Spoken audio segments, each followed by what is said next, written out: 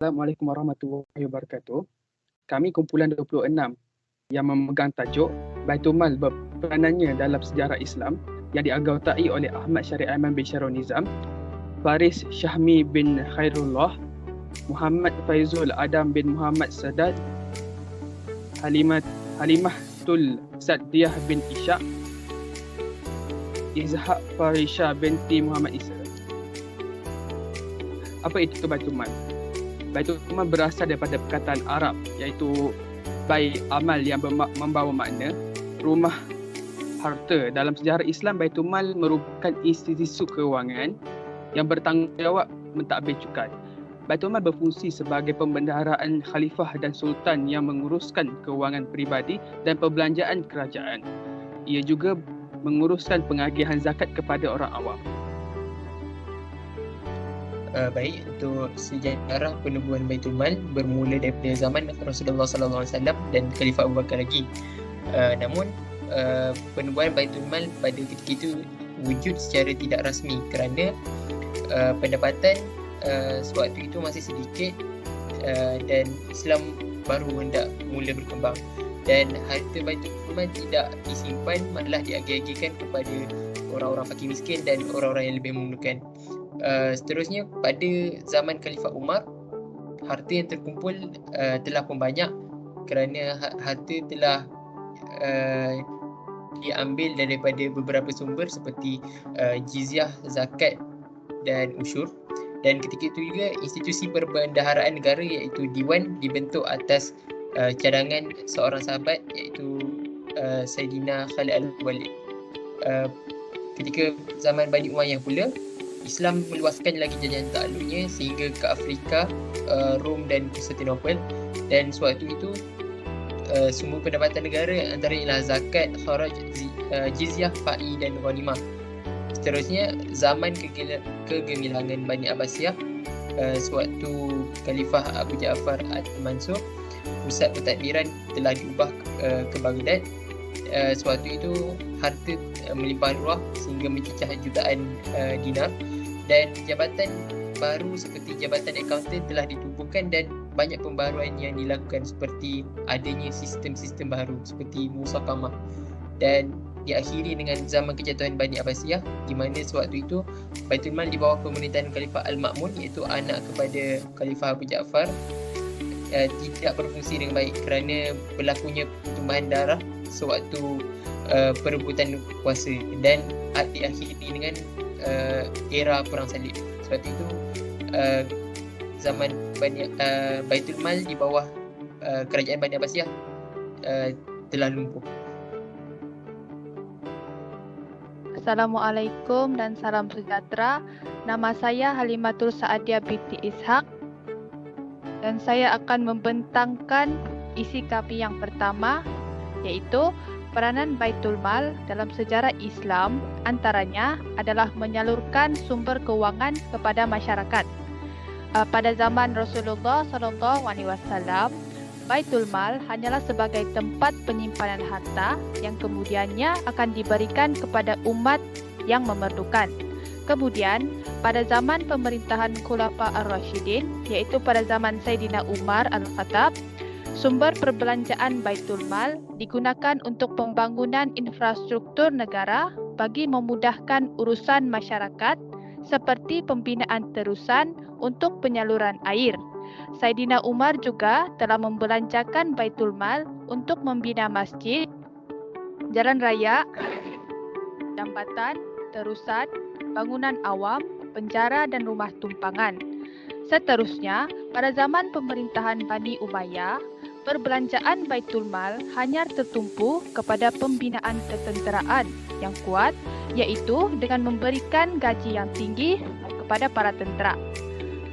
Namun, tumpuan pembangunan juga telah diberikan, tetapi hanya pada kawasan wilayah pedalaman sahaja. Pada zaman kerajaan Bani Abbasiyah pula, kota Baghdad mengalami pembangunan yang pesat hasil daripada aktiviti perdagangan. Hasil dan perolehan Baitul Mal meningkat. Hasil dan perolehan Baitul Mal meningkat sehingga dapat membangunkan negara dalam pelbagai bidang Contohnya seperti dalam bidang ilmu pengetahuan. Sumber Baitul Mal digunakan untuk membina Baitul Hikmah dan memberikan beasiswa kepada pelajar yang cemerlang. Itu sahaja daripada saya. Saya serahkan kepada pembentang seterusnya. Baitul Mal berperanan sebagai sumber utama untuk memperkukuhkan angkatan tentera. Pertama sekali, kita segi maklum bahawa dalam sejarah Islam sendiri banyak peperangan atau ancaman musuh yang berlaku di mana perkara ini dapat menggugat keharmonian dan keamanan negara Islam. Oleh itu, kekuatan tentera Islam penting bagi menjamin negara Islam daripada ancaman musuh. Sebagai contoh, pada zaman Khalifah Uthman bin Affan, sumber Baitul Mal ini digunakan untuk memperkukuhkan angkatan tentera Islam daripada ancaman tentera Byzantine. Kekuatan tentera ini merangkumi senjata, kemodenan tentera dan sebagainya. Terusnya, kepentingan angkatan tentera ini juga boleh dilihat semasa zaman Khalifah Abu Abbas, di mana dia sedar akan kepentingan bidang ketenteraan. Oleh itu, dia menaikkan gaji tentera Khurasan kepada 80 dirham sebulan untuk menarik minat tentera yang terlibat dengan revolusi supaya tidak meninggalkan medan perang. Di samping itu, institusi Baitul Mal juga menjana sebahagian pendapatannya daripada aktiviti perluasan kuasa atau peperangan oleh tentera Islam, iaitu ghanimah dan al-fai. Ghanimah merupakan harta rampasan perang, manakala al-fai ialah harta rampasan tanpa perang, iaitu harta peninggalan orang mati yang tiada pewarisnya dan harta karun. Seterusnya, Baitul Mal juga berperanan sebagai pusat penyimpanan dan pelaburan harta. Peranan Baitul Mal sebagai pusat penyimpanan dan pelaburan harta ini adalah amat penting bagi menjamin kesejahteraan umat Islam pada ketika itu. Baitul Mal sebagai pusat penyimpanan harta umat Islam ini bermula pada zaman pemerintahan Khalifah Umar bin Al-Khattab. Pada zaman pemerintahan Khalifah Umar, wilayah kekuasaan negara Islam telah berkembang. Maka harta yang diperolehi juga semakin banyak. Oleh itu, peranan Baitul Mal telah berkembang menjadi pusat penyimpanan dan pelaburan harta untuk umat Islam. Harta yang disimpankan juga akan diagihkan kepada penduduk yang memerlukan dan akan digunakan pada waktu yang darurat.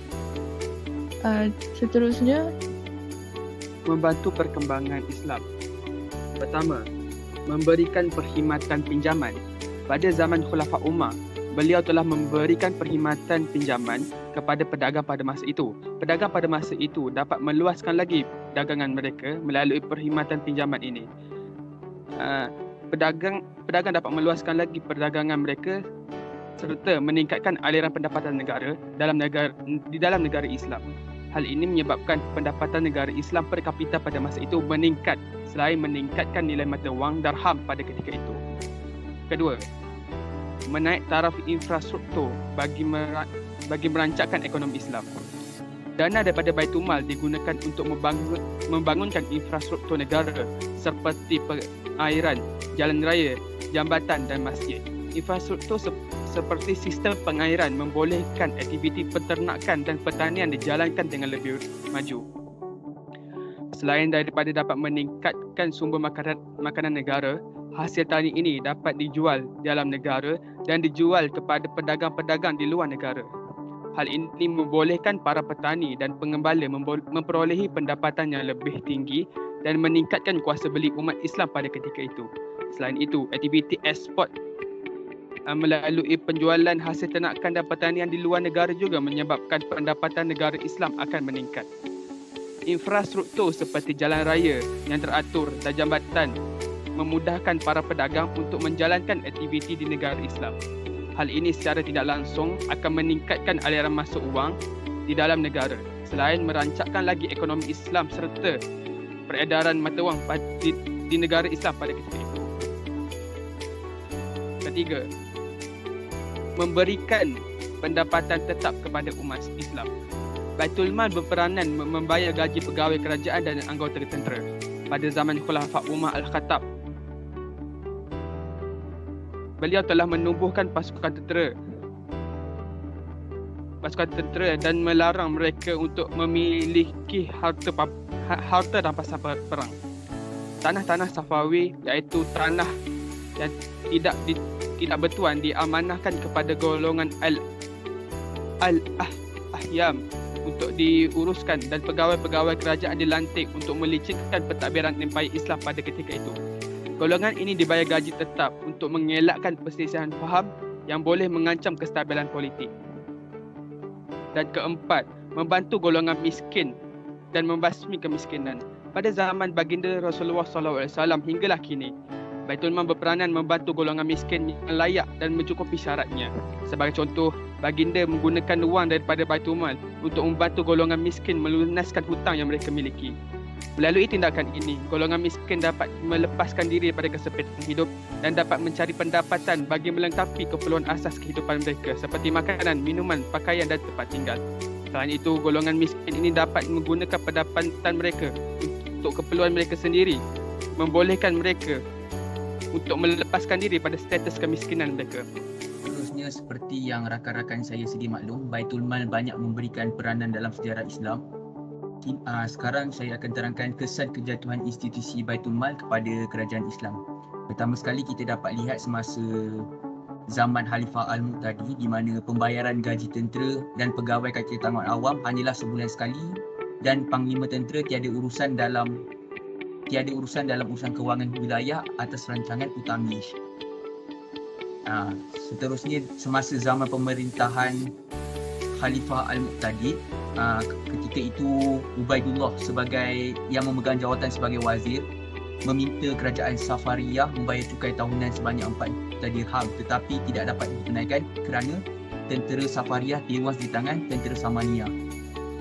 Cukai tahunan ini sebagai balasan kepada pemberian kuasa pemerintahan di wilayah timur yang sebelum ini dikuasai oleh kerajaan Samaniyah. Tapi seperti yang tertera, tidak dapat ditunaikan kerana tentera Safariyah tewas di tangan tentera Samaniyah. Antara inisiatif yang diambil oleh Khalifah Al-Muqtadi untuk mengatasi masalah wang ialah pertama sekali mewujudkan undang-undang pusaka. Kedua, kaki tangan awam hanya diberi gaji pada hari bekerja sahaja. Ketiga, memperkenalkan sistem percukaian pertanian. Keempat, memperkenalkan sistem konsensi di daerah sekitar ibu kota, termasuk jalan perdagangan menuju ke kota dengan bayaran 7,000 dinar sehari.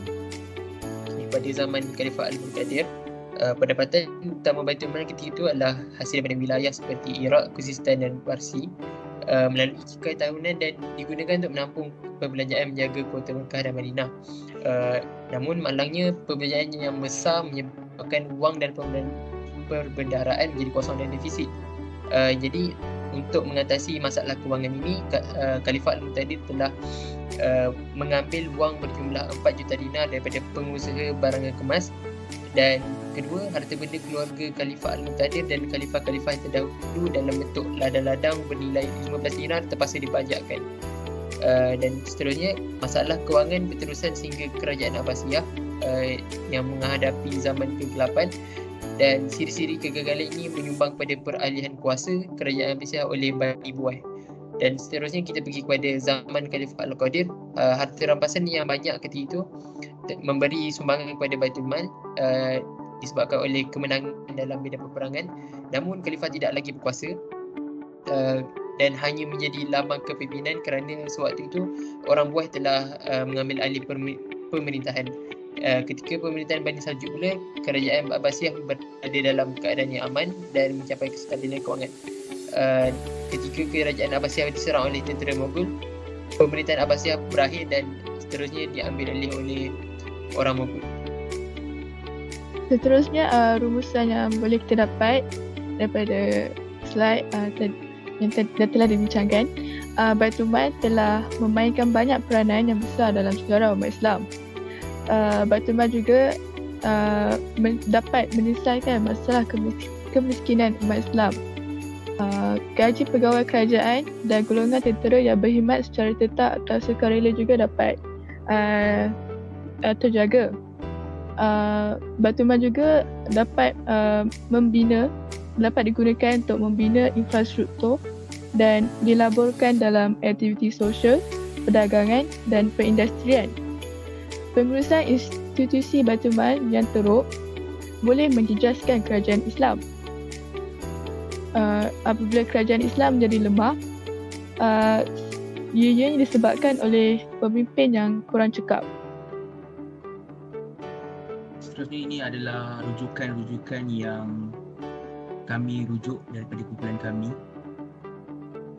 Setakat itu saja daripada kumpulan kami. Sekian, terima kasih. Sekian, terima kasih. Okay.